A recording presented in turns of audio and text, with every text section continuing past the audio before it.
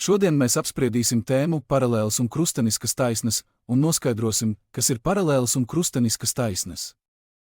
Iedomājies, ka tu un tavs draugs ejat pa ietvi katrs savā ielas pusē un nesatiekaties, pat ja ejat ļoti tālu. Šīs ietves ir kā paralēlas taisnes matemātikā.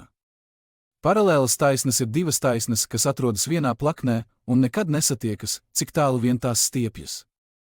Tās ir vienmēr vienādā attālumā viena no otras.